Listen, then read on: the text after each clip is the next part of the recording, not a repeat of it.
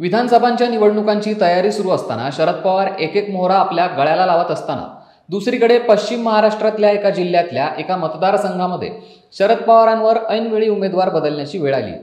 निवडणुकीचा अर्ज दाखल करण्याच्या अवघे 2 तासात उमेदवार बदलण्याची नामुष्की शरदचंद्र पवार राष्ट्रवादी काँग्रेस या पक्षावर आली आहे।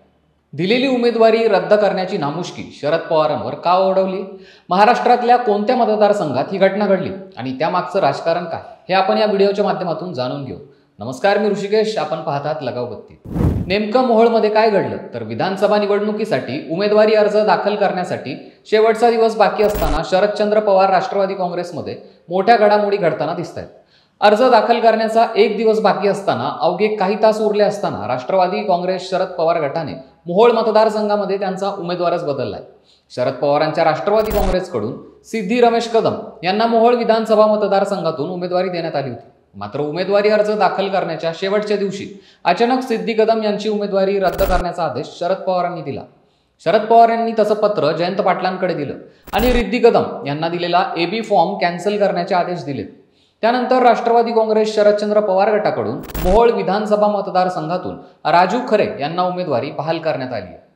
सिद्धी कदम यांना शरद पवारांनी उमेदवारी जाहीर केल्यापासून राष्ट्रवादी काँग्रेस शरद पवार गट या पक्षातले स्थानिक उमेदवार अत्यंत नाराज होते। त्यांच्यामध्ये मोठी अस्वस्थता होती।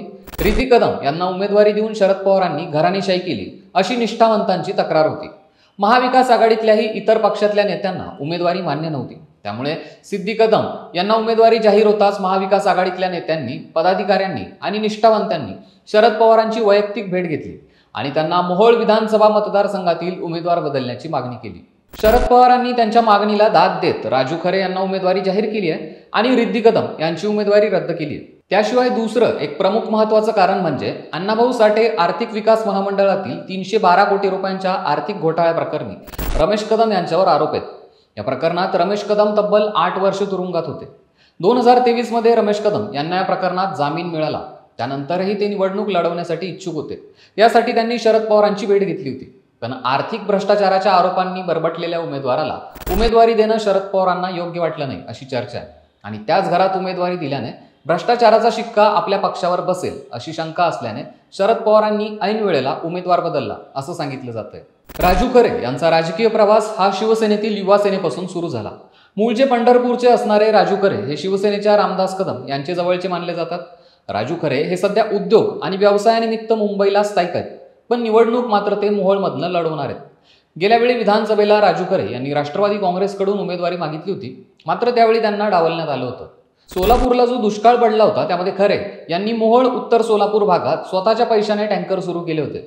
कधी रुग्णांना मदत, तर कधी CSR फंडाची मदत, तर कधी सरळ समारंभांमध्ये तरुण मंडळांना रसद पुरवल्यामुळे राजू खरे हे मोहोळमध्ये एक महत्त्वाचे बाहुबली मानले जातात। आता त्यांना निवडणुकीच्या रिंगणात उतरवून शरद पवारांनी मोठा डाव टाकलाय। तेव्हा मोहोळमध्ये यशवंत माने विरुद्ध राजू खरे असा सामना होणार असून राष्ट्रवादी विरुद्ध राष्ट्रवादी या लढतीमुळे सबंध महाराष्ट्राचे लक्ष या मतदारसंघाकडे लागलेले आहे। तुम्हाला काय वाटते या संदर्भात आम्हाला कमेंट बॉक्समध्ये नक्की कळवा आणि आमच्या चॅनलला सबस्क्राईब करायला विसरू नका।